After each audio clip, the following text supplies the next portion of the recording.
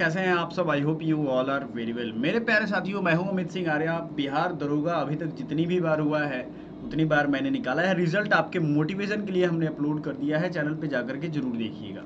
सबसे ज़रूरी बात क्या है कि मैंने जो एग्ज़ाम इतने सारे निकाले हैं, अभी recently UGC net assistant professor का एग्ज़ाम निकाला, उससे आपका रिजल्ट तो नहीं हो जाएगा। आपको वो चीज़ें बतानी पड़ेंगी जो रिजल्ट निकालने वाले बच्चों में होता है।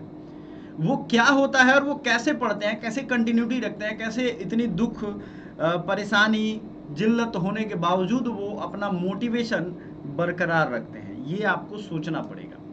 ठीक है, तो बिहार पुलिस के सिलेबस को हम लोग पहले देखेंगे, इस सिलेबस को आगे बढ़ाएंगे और ये सिलेबस जो है ये आपको आगे बढ़ाएगा, आपको समझाएगा कि कितना ज़्यादा ज़रूरी है, कौन सा सब्जेक्ट ज़्यादा ज़रूरी है। आप में से बहुत सारे ऐसे बच्चे होंगे जो भटक के पढ़ रहे हैं।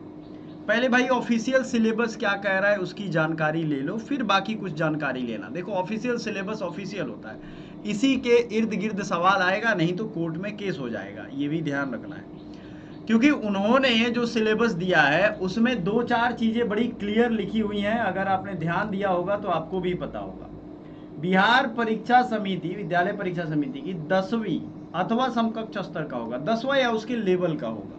ऐसा नहीं होगा कि आपको इंटर 12वां ग्रेजुएशन लेवल के क्वेश्चन पूछ दिए जाएंगे। अच्छा, 10वां में जब आप पढ़े थे तो क्या आपका सिलेबस था ये मालूम भी है आपको? डेफिनेटली मालूम होगा क्योंकि आपने पढ़ा है। लेकिन बिहार की शिक्षा व्यवस्था इस हाल में है कि आपको सिलेबस और आपको ऐसी हालत हो गई है बच्चों को कि ना हिंदी में लिख पा रहे हैं। मैंने कई बच्चों को बोला कि जरा शीशा लिखो, है ना, शीशा कांच जो होता है, कांच का टुकड़ा, वो नहीं लिख पा रहे हैं। शिक्षा लिखो नहीं लिख पा रहे हैं, इच्छा लिखो नहीं लिख पा रहे हैं। तो बिहार के शिक्षा व्यवस्था को इस तरीके से चौपट किया गया है कि आप ज़्यादा सोच समझ ना पाओ, आगे ना बढ़ पाओ ज़िंदगी में, क्योंकि तभी तो वोट दोगे ना। यही चीज़ है। तो ये आपके सिलेबस है लेकिन आपने कभी देखा नहीं है, तो ये ऑफिशियल सिलेबस मैं अपने टेलीग्राम ग्रुप में भेज दूंगा, वहां से आराम से ले लीजिएगा। अपडेटेड है, ये याद रखिएगा, ठीक है ना। ये अपडेटेड सिलेबस है, आपको बहुत घबराने की जरूरत नहीं है। आपका ये सिलेबस वही है, हिंदी इंग्लिश 9वां और 10वां का सिलेबस है कंप्लीट। हिंदी भी है, इंग्लिश भी है, लेकिन किससे कितने नंबर का क्वेश्चन आएगा ये तो आप आपस में आपको अभी क्लियर करना होगा। हिंदी 10 क्वेश्चन के आसपास आएगा ही आएगा। इंग्लिश, जिसे मुझे मजबूरी में अंग्रेजी लिखना पड़ा है क्योंकि यहाँ के बच्चों की इंग्लिश और हिंदी दोनों खत्म, उन्हें भ्रम हो गया है बच्चों को कि हिंदी तो हमें आता ही, अरे कुछ नहीं आता है। थोड़ा हिंदी साहित्य उठा करके देखो, आपको कुछ आता ही नहीं है। इंग्लिश की तो बात ही छोड़ो, इंग्लिश को तो चौपट कर ही दिया गया है और इंग्लिश आज की ज़रूरत भी है, ये भी आपको ध्यान रखना है। तो इंग्लिश जो है 10 क्वेश्चन, गणित 10 क्वेश्चन, मैथ बिहार के बच्चों का ठीक है क्योंकि मैथ और साइंस ही पढ़ते हैं, लेकिन साइंस में जो यहाँ पे पूछा जा रहा है वो पढ़े, वो बड़ी बात होगी। सामाजिक विज्ञान की अगर हम बात करें, यानी कि सोशल साइंस, जो आपके 9वां 10वां का सिलेबस है, क्योंकि मैंने बिहार बोर्ड की जो किताब है उसको पढ़ाना स्टार्ट कर दिया था, थोरोली मैं पढ़ा रहा था, आपने देखा होगा। बिहार बोर्ड की पूरी सिलेबस हमने कवर करना स्टार्ट कर दिया था। अगर आपको नहीं मालूम है तो एक बार जाइए उसकी प्लेलिस्ट में। प्लेलिस्ट क्या होता है भाई, आपको डिस्क्रिप्शन में मिल जाएगा लिंक, वो प्लेलिस्ट में आप जाएंगे तो आपको पता चल जाएगा कि उसमें बिहार पुलिस के लिए हम लोग ये सिलेबस कवर करना स्टार्ट कर दिए थे, वहाँ आपको पता चल जाएगा। पॉलिटिकल स्टार्ट कर दिया था, पॉलिटिकल साइंस, बहुत सारी चीज़ें हमने स्टार्ट कर दी थी, ठीक है। अब जो है आपको हम ये चीज़ बता सकते हैं कि अगला जो सबसे ज़्यादा महत्वपूर्ण टॉपिक है वो है सामान्य विज्ञान, साइंस, जनरल साइंस, जो आपके 10th लेवल का ही होगा, लेकिन कोई ज़रूरी नहीं है, वो जोड़ तोड़ करके हायर लेवल का भी पूछ देगा। मतलब है तो 10th लेवल, बेस तो वही से शुरू होता है 6 7 8 9 से, लेकिन जोड़ तोड़ के हायर लेवल की चीज़ों को भी पूछा जा रहा है। जीके एंड करंट की अगर हम बात करें तो जीके एंड करंट आपका 30 क्वेश्चन के आसपास रहने वाला है। तो जरा ध्यान दो, अगर आपने इस एग्जाम में 70 से कम टारगेट किया है, 70 नंबर से कम, तो अभी जनरल में अगर आप हो तो अभी से ही तैयारी छोड़ दो, क्योंकि वो आपके काम का है नहीं। मैंने तीनों दरोगा निकाला है, ऐसे तो बैठा नहीं हूँ, आप जाके रिजल्ट चेक कर सकते हो, मैंने ऑफिशियली दिखाया हुआ है रिजल्ट आने के बाद। बट आपको समझा रहा हूँ वो जो चीज़ें वो कोई और नहीं समझाएगा। 70 से कम टारगेट ले रहे हो ना, मत करो, अभी आराम से समय को एंजॉय करो, घर पे रहो, खाओ पियो ऐश करो, क्योंकि अभी तक तो वही करते आ रहे हो। 70 से ज़्यादा टारगेट, जानते हो अभी तक भटके हुए कौन आशिक हैं जो भटक रहे हैं इधर उधर, वो बच्चे हैं जिन्होंने कभी टारगेट ही नहीं लिया। अच्छा, सरकार भी सीरियस है, चोरी चकारी होने नहीं देगी। पिछली बार भी बहुत हल्ला हमने मचाया था, student union against paper leak हमने बनाया, और उस student union against paper leak में काफ़ी आप लोगों का सहयोग मिला, मुझे अच्छा लगा। किसी भी तरीके से कोई भी सेटिंग, पेपर लीक, ये सब नहीं होने देना है, ये याद रखिएगा। तो जनरल साइंस जो है ये 20 क्वेश्चन आएगा ही आएगा, जीके करंट 30 क्वेश्चन आएंगे ही आएंगे। आप सभी से ये रिक्वेस्ट है कि अगर आपको 70 क्वेश्चन लाना है, क्योंकि भाई तो ये 3 पोर्शन जो 70 नंबर वाले हैं, इसको एकदम कहते हैं ना हिंदी में कंठस्थ कर लेना है। डिटेल सिलेबस मैं भेज दिया हूँ टेलीग्राम पे, आराम से ज्वाइन करिए। व्हाट्सएप का लिंक भी है, व्हाट्सएप में भी मैं भेज देता हूँ, वहाँ से आपको तैयार रहना है। ये एकदम कंठस्थ रहेगा आपको। अब बच रहा है गणित, तो भाई गणित का बच्चा अगर इस एग्जाम के लिए नहीं भी पढ़ेगा तो 5-6 क्वेश्चन तो वो बना ही देगा। इंग्लिश और हिंदी, या तो आपकी इंग्लिश ठीक होगी या हिंदी ठीक होगी, जाहिर सी बात है। तो हिंदी वाला बच्चा अगर ना भी पढ़े तो भी थोड़ा बहुत निकाल लेगा। हालांकि हिंदी और इंग्लिश दोनों की तैयारी आपको करनी चाहिए। इंग्लिश का एक पूरा सीरीज हम लेके आ रहे हैं आपके लिए दूसरे चैनल पे, जैसे CUET पॉइंट है, उस पर तो हमारा इंग्लिश का क्लास चल ही रहा है रेगुलर वे में। आपको ये ध्यान रखना है। समझ में आया आपको? तो आपके काम की जो चीज़ें हैं वो हम आप तक लगातार पहुंचा रहे हैं। आपसे यही उम्मीद लगाएंगे कि आप बहुत बेहतर तरीके से प्रदर्शन करके आओ इस एग्ज़ाम में। अब आप क्या करोगे? सबसे बड़ी गलती कि कभी, अच्छा पटना में मैं कुछ बच्चों को जानता हूँ, कुछ बच्चे नहीं, बहुत बच्चों को ये एक बीमारी है, पढ़ाई से पहले प्रैक्टिस करने का गजब हाल है उनका। अरे भाई तुमको प्रैक्टिस ही करना है। PYQ यानी कि पुराने प्रश्न पत्र जो है ना, वो आपके आईने होते हैं। क्या होते हैं? वो आपका आईना होता है। आईना समझ रहे हो ना?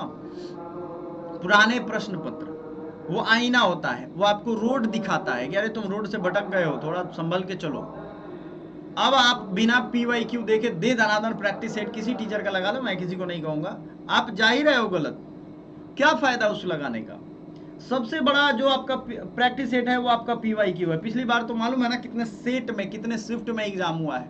इतना सारा प्रैक्टिस सेट, उसको प्रिंट करवा लो, कहीं से किताब खरीद लो कोई भी, और किताब खरीदने के बाद आप उसको पढ़ो। PYQ का अपना महत्व है। कंटिन्यूटी की अगर हम बात करें, कंटिन्यू अगर आप हो तो 4-5 घंटे अगर आप YouTube पे या किसी एप्लीकेशन पे, हमारा एप्लीकेशन है एकेडमी पॉइंट, याद रखिएगा ऐप का नाम हम लिख दे रहे हैं एकेडमी पॉइंट, ठीक है ना। कंटिन्यूटी आपको बरकरार रखना है। 4-5 घंटा अगर वहां पढ़े तो 4-5 घंटा घर पे मोबाइल बंद करके पढ़िए। थोड़ा ब्रेक ले लेके पढ़िए, 50 मिनट के बाद हर 10 मिनट का ब्रेक लीजिए, देखिएगा आपकी पावर बढ़ जाएगी। काम करो या पढ़ो, ये फॉर्मूला अपना करके देखो, आप इतना जिंदगी में बदलाव आएगा कि आप थैंक यू कहोगे हमें। हर 50 मिनट पे 10 मिनट का ब्रेक लो। अब 10 मिनट में बच्चे क्या कहेंगे कि लगेंगे बात करने इधर उधर, दिमाग को उधर नहीं, आपको रहना तो इसी चीज पे है ना, बस थोड़ा दिमाग को और अपने मन की शक्ति को फिर से मजबूत करके आना है वापस। ये काम करके देखिए, कंटिन्यूटी तभी बनेगा। आप सोचेगा 5 घंटा उधर पढ़ ले, 5 घंटा इधर पढ़ ले, 5 घंटा खेल कूद कर ले, अरे कर लो खेल कूद, कोई बात नहीं, उसका एक टाइम बना दो, उसी टाइम पे खेल कूद करो, लेकिन कंटिन्यूटी आपको चाहिए। जीवन में अगर कुछ भी करना हो कंटिन्यूटी तो चाहिए। आप नौकरी करने जाओगे बिहार पुलिस का, रोज नौकरी नहीं करोगे तो क्या आपको रख लेगा नौकरी में? नहीं, कंटिन्यू रहो यार। कंटिन्यूटी का अपना महत्व है, याद रखिएगा। कंसिस्टेंसी रहना, एक ही काम को रोज करना है। बोर हो रहे हो रोज करो, परेशान हो रोज करो, दुखी हो रोज करो, पैसा नहीं हो रोज करो, करते रहो वो काम, तभी जिंदगी में मुकाम आपको मिलेगा। हाँ, कहीं भाई किसी कारण से अब रूम पे है ही नहीं तो क्या पढ़ोगे? तो अगर बस ट्रेन में हो तो थोड़ा बहुत रिवीजन तो कर ही सकते हो। ये चीज़ एक होता है कि भाई किसी कारण से नहीं है, घर पे माँ की याद आ रही है, चले गए, घर पे किसी और की याद आ रही है, पहुंच गए, अलग अलग काम है सबको भैया मेरे, तो आपको वो काम करने की ज़रूरत है। समझ में आ रहा है? लेकिन पढ़ाई को साथ ले जाने की ज़रूरत है। अब आप कहोगे सर प्रैक्टिस सेट हम लगाएंगे नहीं, हम जिद्दी हैं, हमारी तैयारी हो चुकी है। तो प्रैक्टिस सेट भी तब लगाइए जब आपकी तैयारी अच्छी खासी हो। देखो, दो चीजें होती हैं जब प्रैक्टिस सेट लगाओगे। आपको पता है कि मेरा पॉलिटी स्ट्रांग है, और आपको ये पता है कि मेरा जनरल साइंस वीक है, ठीक है, आपको ये दोनों चीजें पता है। ये जनरल साइंस की जो कहानी है इसको आपको मजबूत करना है, और ये स्ट्रांग वाले पार्ट को रिवाइज करना है। मैं फिर से बता दूं, जो भी आपका कमजोर विषय है उसको रिवीजन करते रहना है। कमजोर वाला पार्ट जो भी है उसको क्या करना है? बार बार पढ़ना है। जिस सेक्टर से कमजोरी आ रही है उस सेक्टर को बार बार पढ़ना है। मैं बता रहा हूं फिर से, ऐसे ही मैंने एग्जाम नहीं निकाला है, कुछ तो कारण होगा भाई। बार बार पढ़िए उसको, वो जब तक मजबूत ना हो जाए। ये हाथ, मान लो मेरा बायां हाथ कमजोर है, इससे भी मैं उतना ही फोर्स से एक्सरसाइज करूंगा, स्ट्रांग हो जाएगा, सीधा बात है। आपकी कोई भी चीज कमजोर है, उससे एक्सरसाइज करिए, वो मजबूत हो जाएगा।